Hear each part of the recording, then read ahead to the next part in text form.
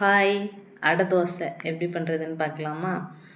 கிறிஸ்பியாக ப்ரோட்டீன் ரிச்சான அடை தோசை பண்ணி கொடுங்க. வீட்டில் எல்லாருமே விரும்பி சாப்பிடுவாங்க.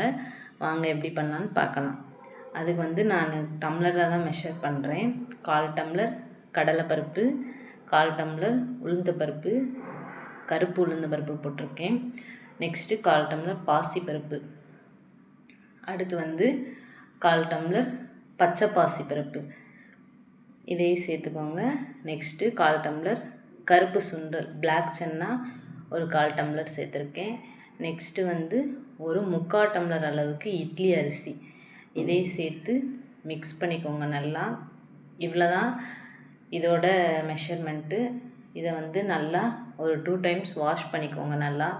அப்போ தான் அந்த பிளாக் உளுந்தம்பருப்பு சேர்த்தனால அதோட தோல்லாம் வரும். நல்லா வாஷ் பண்ணிக்கோங்க. வாஷ் பண்ணிவிட்டு ஒரு 6 hours அப்படியே ஊற வச்சுருங்க.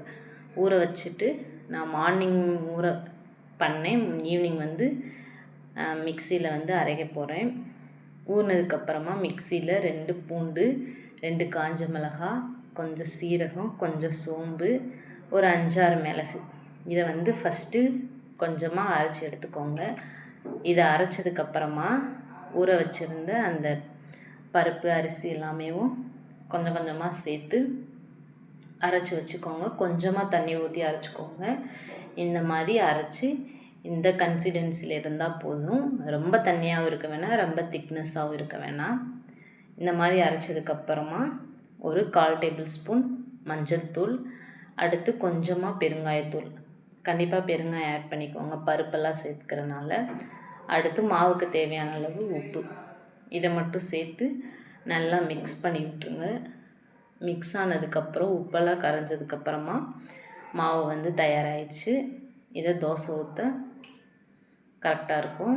தோசையும் ஊற்றிடுங்க.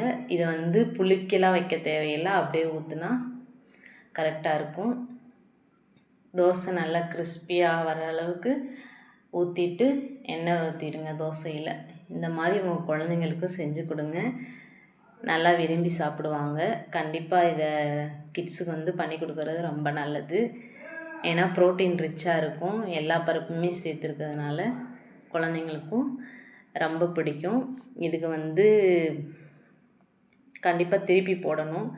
ஏன்னா இது 2 பக்கமேவும் நல்லா வேகணும். ஸோ அதனால் திருப்பி போட்டுட்டு சர்வ் பண்ணுங்கள். நான் இதுக்கு வேர்க்கடலை சட்னி தான் சர்வ் பண்ணுறேன்.